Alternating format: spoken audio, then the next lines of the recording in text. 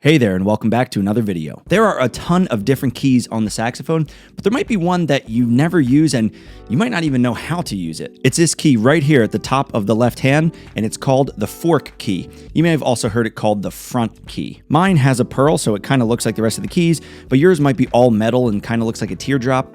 Either way, it's the same key called the fork or the front key. It's a key that's used for alternate fingerings on some notes and can actually make things much easier for you depending on the musical situation.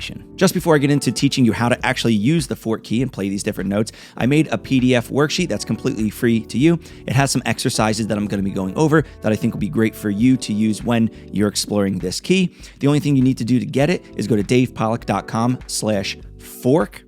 Or you can just go to the link in the description down below. One more thing real quick, if you're watching this video when it comes out, you can now sign up for a spot in my Saxophone Success workshop. It's a completely free 3-part video workshop series with PDFs included, where I'll dive deep into teaching you about main concepts of playing saxophone, including tone, technique, and some extended techniques. All you need to do is go to davepollack.com/saxophone success, or you can go to the link at the top of the description down below, and I'll also put that same link in the pinned comment. The first video goes live this upcoming Tuesday, January 21st, and I'm so incredibly excited, and I'll see you inside the workshop. Now, let's get into that fork key. This key can be used in a bunch of different ways, but I'm going to be teaching you the most common and most useful ways, and that's to play alternate high E and high F. The way you were probably taught to play these notes is like this.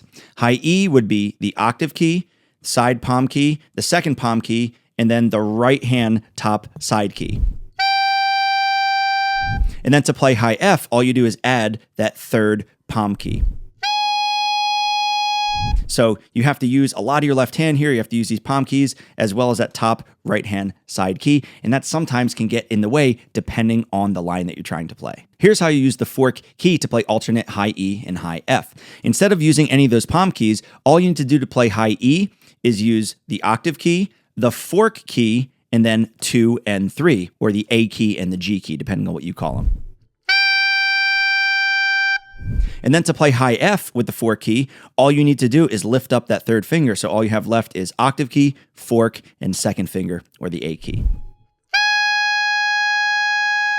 All right, so that's how you actually play the notes, but where and when would you use this? Well, I think the most useful spot for using fork E or fork F is when you're skipping up to those notes. If you need to skip from high C or C sharp up to E, or skip from high C, C sharp, D up to F, I think it's absolutely a better choice to use the fork key rather than use the palm keys or that regular fingering. Don't believe me? Well, as I get into the worksheet and as you download the worksheet and work on it yourself, I want you to tell me if it actually works better for you. I think it will. Speaking of that worksheet, I'm actually going to dive into it now so I can demonstrate these exercises that I want you to work on. All right, so as you can see, here we are inside of the worksheet. And yes, I'm going through it here in the video, but it is very important that you download it so you can have this for yourself when you're practicing and you don't have to always come back to this video and look on the screen. You can just have it printed out or on a device for yourself. So I'm actually going to be starting on F instead of E, just because F uses fewer fingers in the left hand with the fork, and I think it's actually easier to start with F and then go down to E, but you can jump around as much as you want. This is just the way I'm teaching you to do it. So the first thing I have on here is I have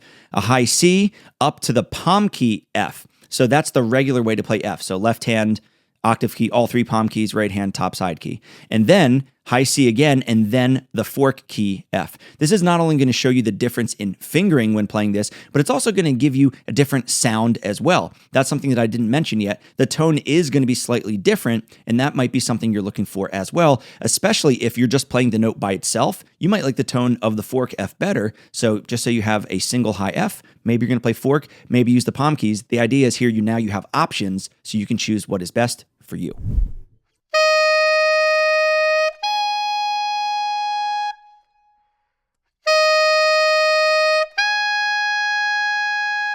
When playing any exercise like this, focus on centering your tone, centering the pitch, having good air support, embouchure support all the way through. It's not just about playing the notes and just that's it. It's about playing the notes correctly, in tune, good quality sound, consistent air. Once you work on playing C up to F, and then with the palm key, and then with the fork key, then we're going to play an arpeggio. In this case, I'm using an F major arpeggio. So we're going from F to A, up to C, up to the high F using palm key first, then back down, and then back up to F, and this time we're going to use the fork key. This is what this sounds like and looks like.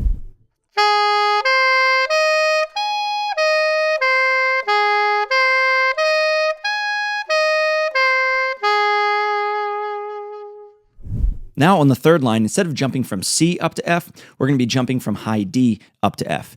And remember, high D does use that first palm key. So you might say, oh, it's easier for me to use this. But remember, going from D up to here, and especially if you're jumping back down, might be more difficult. You might have to hit some of these extra keys, and it might not come out as cleanly as just using the 4 key.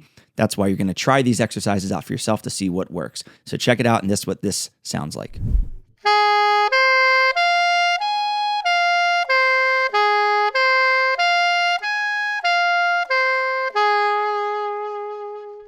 If you scroll below that, now instead of high F, we're going to get into E. So we're going to do the same kind of exercise here. We're going to go C, hold it out up to palm key E. Remember, that's going to be octave key, first 2 palm keys, and the top side key in the right hand. Then we're going to pause, and then we're going to play high C up to the fork E. Check it out.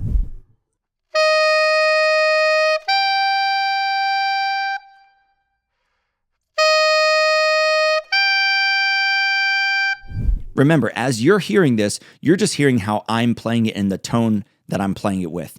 You're not feeling my hands and my technique, so you don't know which one is better for me. That's why I want you to try it out for yourself. See which one works better for you in different situations. That's the whole point of this. Right below that, we're now going to do an arpeggio. This is a C major arpeggio in first inversion, so starting on E. So once again, we're going to go E, G, C, and then palm key E, back down, then back up, and then fork key E. Check this one out.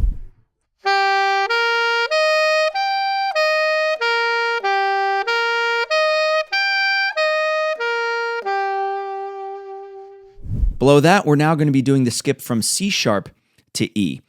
And with this, we're going to be using an A major triad in second inversion. And by the way, I'm just picking these because I think they make the most logical sense. It gives some type of musicality and harmony to it. You can use any exercise you want. You can do any type of skip. You can do minor, triads, seventh chords, whatever you want. I just decided on these triads. So here's what this one sounds like.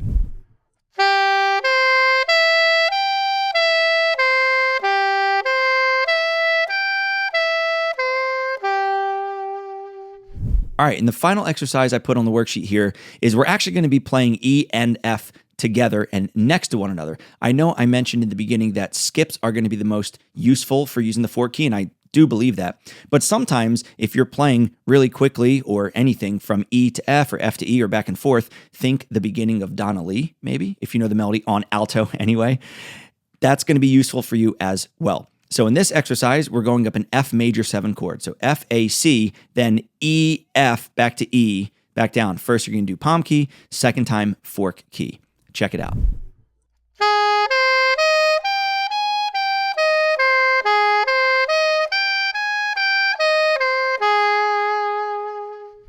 Now that was slow, so for me, they were both equally as easy. I could play them both as cleanly. You know, that's fine. But what if I tried to really ramp up the tempo and just do this really quickly? And I'm actually trying here. Check out what happens when I do it first with the palm keys and then with the fork keys.